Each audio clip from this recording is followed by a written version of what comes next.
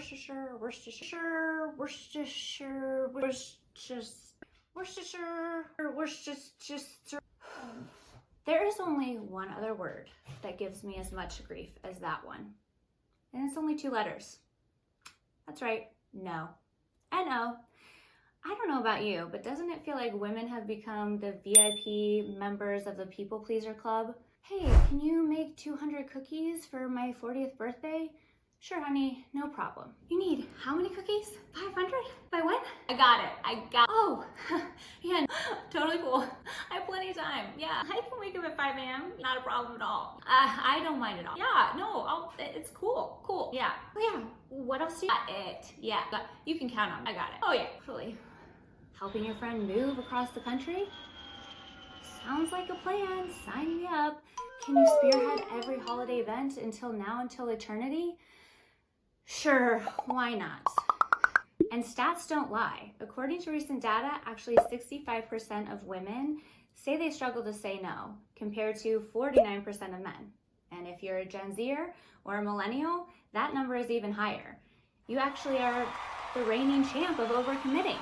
And while setting boundaries is crucial for your mental health, it's about as easy as convincing my pup that the UPS man is not a serial killer and out to get us. I mean, no matter how many times he gives her a treat or pats her on the head or is kind, she's still convinced he's out to get us. But saying yes to everything doesn't just fill up your schedule. It actually drains you of your sanity. Next thing you know, you're sitting in a corner, questioning your life choices, wondering, how did I get here? Why did I overcommit like this? I don't want to do half these things. Or maybe that's just me. Like, why did I agree to dinner on a Wednesday night at 8 o'clock downtown? Wednesday night! If you know anything about me, my bedtime is basically the same time. By 8 o'clock, I should be in my PJs, full skin routine underway, wrapped in a blanket burrito, ready to watch The Housewives and watch all of their decisions, some bad, some good, and not regret my own, ready to pass out by 9 o'clock. Today, we're diving into the art of saying no, because your life shouldn't feel like a Tetris game where every single piece gets crammed into place before you can even breathe. Remember, setting boundaries isn't just for toddlers or parenting. Learning to say no isn't about being difficult. It's about reclaiming your time, your energy, your focus, and your sanity, and doing things you actually enjoy and feel good about. But here's the thing, setting boundaries isn't just about saying no to all plans so you can spend an afternoon drinking champagne in a bubble bath, even though that honestly sounds pretty legitimate reason to not have plans. It's about finally focusing on the things that matter most to you. Whether you want to start your own podcast, whether you want to, go back to school, whether you want to just find more energy to spend time with your loved ones and give them quality time, or spending more time without doom scrolling. Mastering the power of saying no can turn your chaotic schedule into something that actually serves you, that brings you joy, that actually energizes you. Or at the very least, not plotting an elaborate Wi-Fi outage so you can cancel all plans until eternity. Before we talk about some of these tips to say no and reclaim your time and energy and focus, why is saying no actually so hard? It shouldn't be so difficult, right? It's just a simple 2-letter word. It's not an advanced calculus equation. And yet somehow it seems nearly impossible, like turning down Thin Mints from the Girl Scouts. You guys Spoiler want alert, cookies? that's not easy at all. So what gives? The first thing is fear of rejection. Somewhere deep in our brains, we equate saying no to being exiled from our community or our friends and family.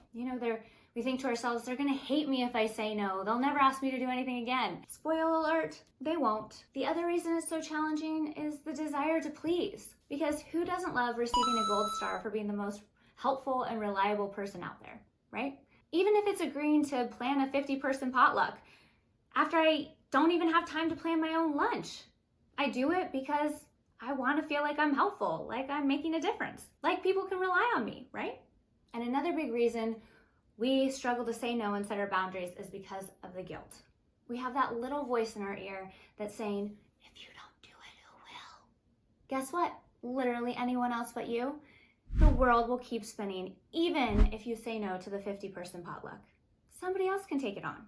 Saying no isn't about being mean, rude, or selfish. It's actually a form of self-respect. Think of it like your Netflix password. Give it to too many people and it starts lagging. They ask you to pay more for different users. It just becomes chaos. Something that was simple turned into something unnecessary. But when you limit your access to things that really matter, your bandwidth stays strong, clear, and reliable, and less likely to crash. Saying no isn't just a power move. It's essential for your well-being and avoiding that moment where you decide to eat a pint of ice cream because you've overcommitted. Or maybe you are taking multiple trips through the drive-thru line at Taco Bell. Who knows? Everybody handles stress differently. So to help you start setting your boundaries, reclaiming your time, here are 4 essential tips to help you say no. First, it's important to set clear boundaries and stick to them, similar to how you would with a VIP wristband. Boundaries aren't walls. They're like velvet ropes that separate your peace from everybody else's chaos. That might be a little over the top, but it's a cool visual. You get the idea. You can also think of them like rules of the Willy Wonka chocolate factory. You know, one minute you're having fun eating candy out of a stream. The next thing you know, you're overwhelmed, overcommitted, and rolling around on the ground like a giant stressed out blueberry ready to explode. Who wants that? But before you set your boundaries, you have to actually know what they are. What do you value? What do you enjoy? How do you want to spend your time? Because if you don't, you get sucked into a tornado of other people's wants and needs. And that might land you in Oz with no way back home. I mean, let's hope you like flying monkeys. So figure out your priorities. If you feel like your schedule is crammed to the brim, ask yourself, what are the moments throughout the week that I actually enjoy? Where do I feel like I'm stretched too thin? Where would I like to put more of my focus, time, and energy? For example, I do my best work between 9 a.m. and 12 p.m. Those are my core work hours. I'm the most creative, energetic, just got back from the gym, ready to tackle the day. That's my non-negotiable work zone. If I don't protect it, somebody else will fill my calendar before I do. Whatever your thing is, make it a non-negotiable, because if you don't reclaim your time, somebody else will. People aren't mind readers. Tragic, I know. You have to spell it out for them. Actually, it's not tragic that people aren't mind readers. I wouldn't want people knowing the chaos that goes on in my brain. Take me, for example. If we go back to my bedtime routine boundary, my friends know, and most people in my life, that I like to go to bed early. So if they're planning something on a weekday, I'm probably a hard pass if it's past 8 o'clock. At this point, my bedtime routine is sacred, and everybody respects it. Or maybe for you, it's you have date night with your husband every Tuesday night each week. You know, that leaves another 6 days to spend time with friends and family, but you've reserved this Tuesday night just for him. Or maybe your boundary is related to work, that you won't start a project until you have all the materials you need in order to turn that project into magic. I mean, after all, who wants to play email tag for weeks on end and waste all this time and energy when you could have just had everything from the get-go before you move forward? It's good for your client, it's good for you, and it's good for your sanity. Whatever it is, set it, say it, and stick to it. Because if you don't, people will continue to push and push and push. And then you'll find yourself crying in a corner with your pillow, upset because nobody respects your boundaries. Not to say that I've been there or anything, but none of us need that. And if somebody does keep pushing, stay firm. This is about you and your self-respect for yourself and your energy and your time. You don't want to have this energy of, oh, it's fine, just this time, because you'll find yourself in a situation where you're wondering, why did I stay up till 1 a.m. doing this balloon arch when really I needed to be productive in the morning, and now I'm lagging? Been there, done that, more times than I can admit. And it just builds resentment and frustration. And let me tell you, nothing ruins my day faster than sacrificing a good night's rest for something I didn't want to do in the first place. Suddenly, I'm stomping around like a toddler who hasn't had a nap, needs a snack, and I have nobody to blame but myself. Trust me, you can ask my mom and my husband. It's happened. At the end of the day, boundaries aren't about saying no to someone else. They're about saying yes to the things that matter to you. Whether that's your sleep, sanity, or a next day meltdown, it's worth protecting. So let's set those boundaries, protect them, and not apologize for it. Because trust me, no one else is going to put your needs first. That's your job. Tip 2, channel your inner Beyonce and practice assertiveness. You know, everyone assumes that saying no is rude. It's not at all. It's about being clear and communicating. And guess what? You don't need to justify it. You're not on trial. This isn't a court case. This is your life. The key? Be direct, be confident. You can think of it like accepting a Grammy. I'd like to thank my boundaries for keeping me sane. That's like I'm doing the Pledge of Allegiance, but you get the idea. I'll work on my Grammy speech for next time. So here are a few simple tips to help with that conversation. Make it a little bit more manageable. And after a while and a little practice, this will become second nature. First, use I statements. Instead of rambling like you're on Shark Tank pitching your idea, keep it simple. Try something like, hey, thank you so much for the invite, but I have plans that day. No problem, right? Even if your plans involve the couch, snacks, Keith Morrison, Perhaps. if you know you know, it's still plans. No other explanation needed. Next, skip the panic yes. For example, say your boss comes to you and needs an extra project done by Friday, but your plate is already overflowing and you can barely finish the project as is.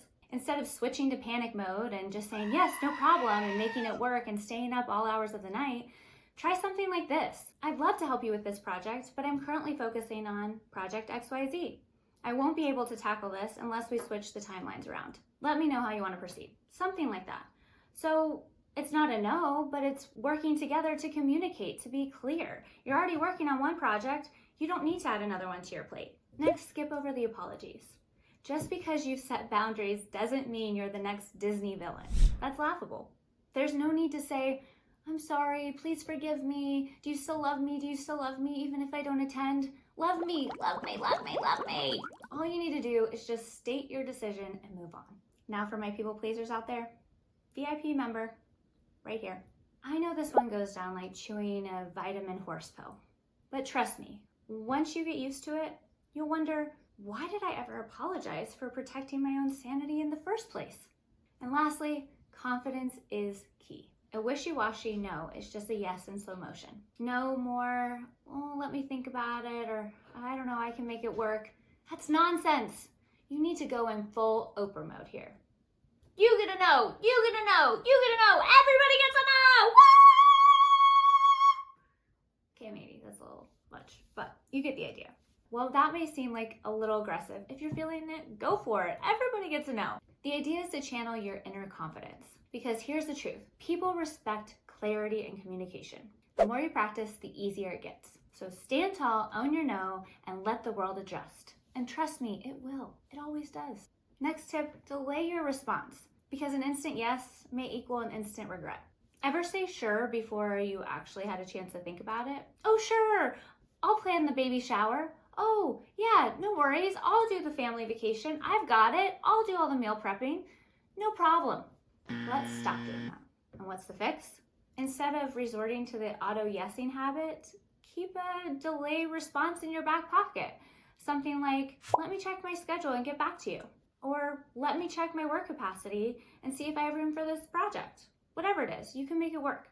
It's a polite, non-committal way to give space to actually think about if this is something that you can take on or want to take on. It's important to think before you commit. If you feel the sigh in your gut the moment somebody asks you to do something, it's probably a no. As the famous Derek Sivers says, if it's not a hell yes, it's a hell no. I mean, take a page from Netflix, for example. They even make you wait to watch the rest of your favorite show. I can't wait to watch all the episodes of Love is Blind. So why should you hand out yeses like free samples at Costco to anybody who comes by? You're not a vending machine. People shouldn't get an immediate yes just because they asked. Give yourself space and time to decide if it's something that you really want to do or have the energy to do. And lastly, if you genuinely want to help out but can't, offer some middle ground. Maybe somebody wants you to help bake a cake. Well, you could give them the recipe instead and all of your tricks to make it the most fabulous cake ever. I'm not one to brag, but I'm pretty good at party planning. And everybody seems to come to me to ask for party planning tips, tricks, and I love it. I love the creative outlet that it gives me, but I can't do every single event. While I would want to, I don't have the time or the capacity to do all of it.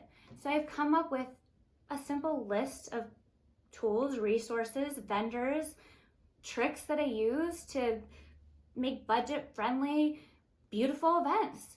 And I can give those to the people I love. So while I can't do it, they can have everything that I've learned along the way. I give them the tools and resources they need, and they can take it from there. I'm still helping out, but I'm setting my boundary. For me, this means no burnout, no resentment, no pulling an all-nighter. It creates a middle ground or a balance where I can support my loved ones in their party planning efforts without becoming a full-time party planner myself. The key here is you're still being helpful without sacrificing your sanity and your boundaries. Saying no equals saying yes to the life you actually want. Your time, your energy is like beachfront real estate. Yet somehow we treat it like an all-you-can-eat buffet where everybody gets a plate before you do. And by the time we get to the buffet, all that's left is sad, soggy salad. Ugh, gross. Every time you're saying no to something that drains you, you're saying yes to something that fuels you, that brings you joy, energizes you. Whether it's getting full night's rest, carving out time for a passion project, or, just having a moment of peace without your phone buzzing off the hook. I mean, you wouldn't let somebody interrupt you while you're watching the newest episode of White Lotus, would you? So why let them steal your time with something that keeps you sane? So whether it's working out, journaling, reading, spending more quality time with your friends and family, your kids, or maybe you love gardening and talking to your trees and flowers to help them grow. No judgment here. Definitely tried it. Highly recommend. Taking care of you isn't a luxury. It's a necessity because nobody benefits from a stressed out, overcommitted version of you. Bottom line, you deserve to be at the top of your own priority list. So start treating your time like Taylor Swift Eras Tour tickets. Precious, non-refundable, and impossible to get last minute. And know your game plan. Be assertive, say no with confidence, no over-explaining required. Set clear boundaries. If people don't know your limits, they'll push them. Buy yourself time. Say something like, let me check my schedule and I'll get back to you. This is a lifesaver. And lastly, offer alternatives if you want to. It's not all or nothing all the time. If you want to help out, compromise. Find a way to meet in the middle and provide support without sacrificing your own sanity. Final takeaway, saying no doesn't make you rude, mean, selfish, or the villain in somebody else's story. It makes you the main character of your own. So own it, protect it, and live a life that actually feels like yours.